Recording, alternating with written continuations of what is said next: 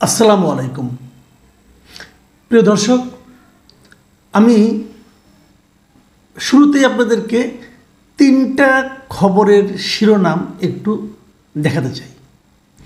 প্রথম যে শিরোনামটা পড়ব সেটা দ্য ডেইলি স্টার, ঢাকার একটা পত্রিকা। এটা গত মাসের মানে জানুয়ারি মাসের 7 তারিখের একটা নিউজ। সেই নিউজটা মোটামুটি আলোচিত হয়েছিল। সেই নিউজটার শিরোনাম ছিল Bangladeshi law enforcers and politicians Dubai property parking wealth under the Dubai sun. মানে এই নিউজটাতে মূল বক্তব্য যেটা হলো যে বাংলাদেশের বিখ্যাত বড়লোক কার কী পরিমাণ সম্পদ দুবাইয়ে আছে, বিশেষ প্রপার্টি আছে, তার একটা বিবরণ দিয়েছিল এই রিপোর্টে। বিশাল রিপোর্ট, বিশাল, মানে এটা পড়তে অনেকক্ষণ লাগবে আপনার। জাইমা ইসলাম রিপোর্টে লিখেছিলেন। জাইমা ইসলাম খুব খেটে খুঁটিয়ে রিপোর্ট করেন। এর আগে উনি এস আলমের সম্পদ বিদেশে কীভাবে পাচার করেছে এটা নিয়েও তার রিপোর্ট ছিল। আমার খুবই পছন্দের রিপোর্টার উনি, চমৎকার খেটে খুঁটি লেখেন।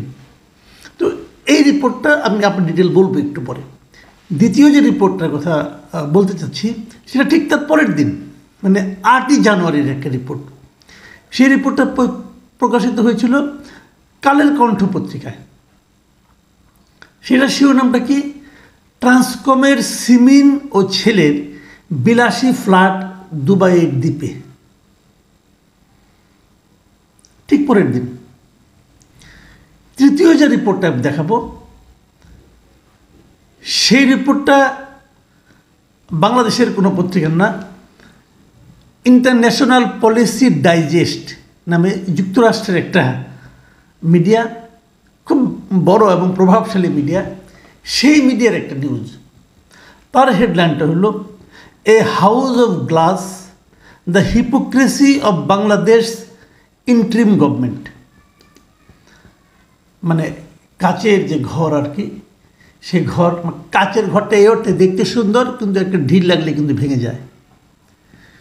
বাংলাদেশের যে অন্তর্বর্তীকালীন যে সরকার, সেই সরকারের যে হিপোক্রেসি সেটা ওনারা এখানে বর্ণনা করার চেষ্টা করেছেন। এই তিনটা রিপোর্টের মধ্যে মিল অমিল কোথায়, কেন আমি তিনটা রিপোর্টকে উল্লেখ করতে চাইলাম সেটা একটু আপনাদেরকে আমি বলতে চাই। প্রথমে আসি ডেইলি স্টারের রিপোর্টটা নিয়ে। ডেইলি স্টারে যে রিপোর্টটা আছে সেখানে কয়েকজন ব্যবসায়ীর নাম দেওয়া হয়েছে, তাদের কার কেমন কী পরিমাণ প্রপার্টি সেখানে আছে এবং সেই প্রপার্টির দাম কত, এবং তারা একটা ম্যাপের মতো, আপনাদের একটা ম্যাপও দেখাচ্ছি আমি, যে top 10 property holders in Dubai কারা কারা সেগুলো, মানে বাংলাদেশিদের মধ্যে।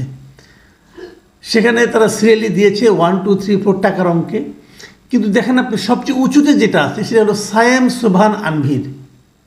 ওনার প্রপার্টির মূল্য হলো 12.4 করোড় টাকা, মানে 12,40,00,000 টাকা দামের প্রপার্টি। সেটা কোথায়? সেটা হলো এই যে বুর্জ খলিফা টাওয়ার আছে যে, সেই টাওয়ারে, ওটার মধ্যে ওনার 2 বেডরুমের একটা ফ্ল্যাট আছে, সেই বুর্জ খলিফার মধ্যে কিন্তু এরকম। আর 1 নম্বরে যার নামটা আছে এটা হলো মোহাম্মদ ওবায়দুল করিম। এই ভদ্রলোক, ওনার যে প্রপার্টিটা আছে সেই প্রপার্টিটার দাম হলো 42 কোটি টাকা। ভাবুন, ওবায়দুল করিম বিখ্যাত লোক, উনি আওয়ামী লীগ আমলেও ব্যবসা করেছেন, এর আগে বিএনপি আমলেও ব্যবসা করেছেন, উনি ব্যবসা করেই যাচ্ছেন। অদ্ভুত ক্যারেক্টার একটা। এই যে আপনারা হানি ফ্লাইওভারটা দেখেন, এই ফ্লাইওভারটা উনি করেছিলেন বেলহাসা গ্রুপ না, দুবাইয়ের একটা কোম্পানি, তাদের সঙ্গে কন্ট্যাক্ট করে, তারপরে চাতুরি করে বেলহাসা গ্রুপকে কিন্তু আউট করে দিয়েছেন।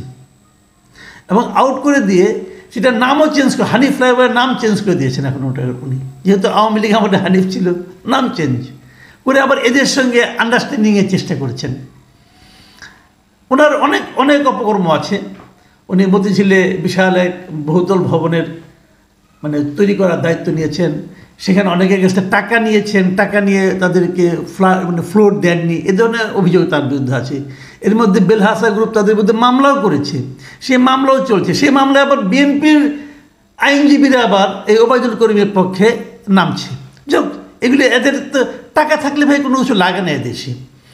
যাক, এরকম আরও অনেকের নাম আছে।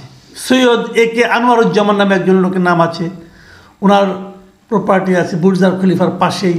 তারপর তার ভাই একরামুজ্জামানের নাম আছে, ওনারও আছে ওখানে ওর পাশে, বুর্জ খলিফার পাশে, বুর্জ খলিফা না পাশে।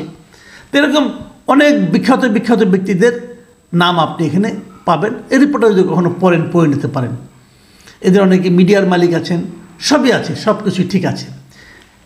এই আলোচনাগুলো আমি করলাম কেন? দেখুন, এখানে এতগুলি নাম আছে, কিন্তু আমি যে আরেকটা রিপোর্টের কথা বললাম, যেটা নাকি কালের কণ্ঠে ঠিক তার পরের দিনে এসেছে, সেটাই হলো যে ট্রান্সকমের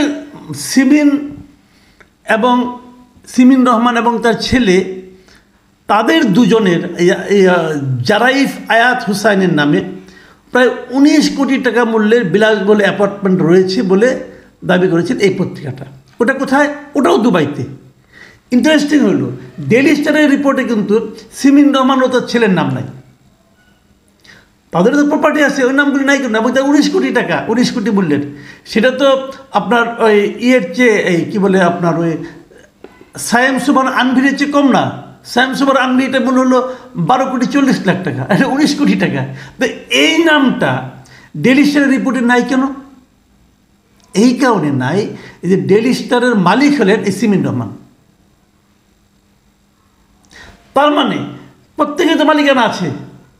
আবার কালের কণ্ঠে যে পত্রিকা, সেখানে কিন্তু তার মালিকেরটা নাই, সায়েম সুমান আনভিটা নাই। কেন নাই? কারণ ওটা মালিক তো উনি, মালিক সম্পর্কে কিছু বলবে না, অন্যদের সম্পর্কে বলবে। আর যেহেতু ওটাতে সায়েম সুমানের নাম আছে, অর্থাৎ তাদেরকে ধরার জন্য একটা পদ্ধতি পেয়েছে। ওবায়দুল করিমের পত্রিকা আছে, দেখা যাবে ওখানে যদি কোনো নিউজ হয়, তাহলে ওবায়দুল করিম সাহেবকে বাদ দিয়ে বাকিদের নাম লিখবে। কারা করছে এগুলো? সাংবাদিকরাই করছে। যাকে আমি খুব ভালো ভালো রিপোর্টার বললাম, তারাই করছেন।